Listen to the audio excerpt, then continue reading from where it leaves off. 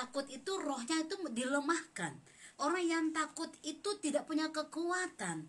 Orang yang takut itu kalau sudah nggak punya kekuatan, di dalam dia semua kasih Bapa itu luntur, saudara. Nah, ini mengerikan. Lihat sekali lagi, efek kalau anak Tuhan itu ya tinggal dalam roh ketakutan itu, dia akan menjadi lemah, nggak punya kekuatan. Dan kalau saudara sudah nggak punya kekuatan, saudara nggak bisa memancarkan kasih Bapa dalam diri saudara, karena kasih Bapa itu sudah runtuh, udah luntur di dalam hidup saudara.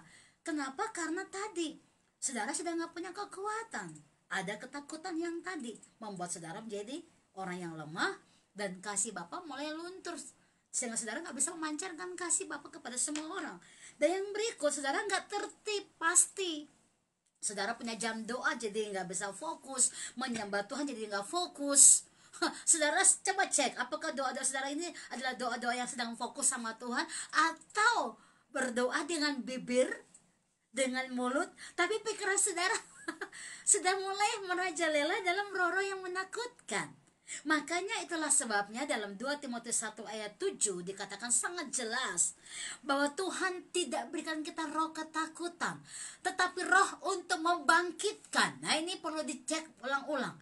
Tuhan kasih kita roh yang selalu membangkitkan kita, memberikan kita passion, gairah. Kita baca sebentar 2 Timotius 1 ayat yang ke-7, saudara. Haleluya. Demikianlah firman Tuhan, sebab Allah memberikan kepada kita bukan roh ketakutan, melainkan roh yang membangkitkan kekuatan. Roh yang membangkitkan.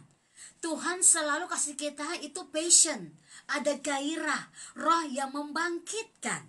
Setiap kali saudara bertemu dalam hadirat Tuhan, pasti rohmu akan dibangkitkan. Setiap kali saudara baca firman Tuhan, pasti rohmu akan dibangkitkan. Setiap kali saudara mendengar kesaksian-kesaksian roh oleh orang-orang yang ada dengan saudara, roh saudara akan dibangkitkan. Setiap kali saudara menceritakan tentang perbuatan Tuhan, saudara bersaksi sendiri, rohmu dibangkitkan. Karena memang roh Tuhan itu membangkitkan setiap orang. Ini perlu dikasih tahu saudara sama orang-orang sekitar saudara dalam iman. Tetapi roh ketakutan itu akan melahirkan kelemahan. Saudara, kalau sudah lemah, saya katakan tadi di awal bahwa kasih Tuhan sudah mulai runtuh. Kasih Bapa itu sangat banyak, buah-buah roh itu sangat nyata buat saudara. Tapi karena ada yang namanya kekuatan muda mulai lemah, saudara mulai lemah, khawatir, ya, kasih Bapa mulai runtuh. Lalu kalau itu sudah terjadi, saudara sudah nggak bisa tertib. Doanya sudah nggak fokus. Yang tadinya sering pergi penginjilan, betul ya, mulai streaming karena beberapa gereja yang memang harus beribadah dengan streaming, apalagi memang betul di Jakarta kita perlu berdoa sungguh-sungguh karena banyak orang yang kena terinfeksi di sana. Tapi bagaimana dengan daerah-daerah yang puji Tuhan ya, kita perlu berdoa terus supaya tidak ada virus di sana. Mereka mungkin mau streaming aja, sinyalnya lari-lari saudara ya. Apakah saudara akan tetap ikut-ikut tutup gereja, nggak beribadah bersama-sama, atau bagaimana? Ini perlu saudara harus cek. Kembali ke iman.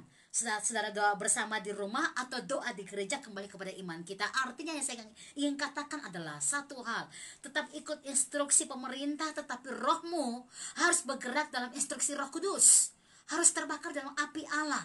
Karena waktu engkau bertemu dengan roh yang membangkitkan saudara, yaitu roh Tuhan Allah, engkau punya kekuatan. Kekuatan itu membuat saudara akan berani untuk melangkah, untuk mendoakan orang-orang, apalagi maaf kata orang-orang yang sedang menghadapi sendiri keadaan virus itu yang mengalami. Mereka semua terintimidasi saudara, mereka semua tertekan. Apakah saudara tidak akan doakan mereka? Artinya ada banyak perkara yang perlu kita punya PR itu untuk kita doakan satu persatu. Kita doakan dengan iman yang kuat, iman yang gagah, iman yang berani. Kita nggak boleh yang membiarkan yang namanya ikut-ikutan kerusuk sampai kita nggak tertib lagi jam doa kita. Kita sudah nggak mengerti lagi panggilan roh kita. Ini yang kita katakan kita nggak tertib. Lanjut ayat ini sangat jelas dikatakan apa tadi? Tuhan tidak kasih kita roh ketakutan, tapi roh yang membangkitkan. Satu, kekuatan. Kasih. Dua, kasih. Dan ketertiban. Tiga, ketertiban. Sangat jelas ya. Jadi yang tertib ini adalah apa? Tetap berdoa, menceritakan ya, menceritakan tentang Yesus, bertemu orang, tetap berdoa, menyembah Tuhan. Saudara harus punya iman lebih kuat, dan kita harus sepakat berkata bahwa Tuhanku lebih besar dari setiap masalah yang ada. Kita harus sepakat memperkatakan selalu itu. Imanmu harus dibangkitkan untuk hal itu, saudara. Amen. Harus diperkatakan. Saudara keluar, maaf kata, ke pasar, kemana-mana, bawa minyak urapan. Berdoa, setiap tempat yang kamu injak adalah milik Tuhan, diberkati untuk kemuliaan Tuhan. Dan doakan. Doakan setiap pulau di Indonesia. Doakan Indonesia. Doakan semua bangsa-bangsa. Doakan 1 menit, 5 menit, 10 menit, 1 jam, 2 jam, 5 jam. Come on, please, doa terus. Yang kau harus bangkitkan dalam rohmu. Karena roh Allah itu membangkitkan dan bukan melemahkan, saudara. Oleh karena itu, jangan biarkan roh ketakutan merajalela. Stop, patahkan roh ketakutan. Lalu mulai tertib dengan jam doamu. Mulai tertib dengan setiap pesan-pesan roh yang Tuhan kasih buat saudara. Mulai tertib mengambil itu kembali. Dan mulai importasikan dalam roh saudara. Karena banyak orang membutuhkan saudara dalam doa. Doa yang powerful di dalam roh. Haleluya, haleluya. Ya, jadi semuanya masih tetap di program acara Happiness Moment di kesempatan sore hari ini. Terus tetap akses live streamingnya di lovejosia.online. Sudah ada beberapa pertanyaan dan pokok doa yang masuk nih Bu.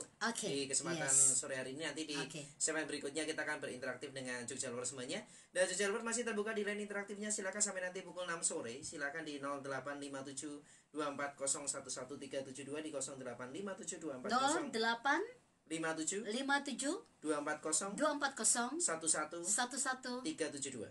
372. Saudara, kita akan satu dengan doa. Saudara bisa WA di sini, bisa minta pokok doa apapun, dan kita akan live berdoa bersama-sama. Karena ingat, roh Tuhan bangkitkan kita untuk berdoa bersama-sama. Haleluya. Kita beri sejenak, kita dengarkan dulu pujian di kesempatan sore hari ini.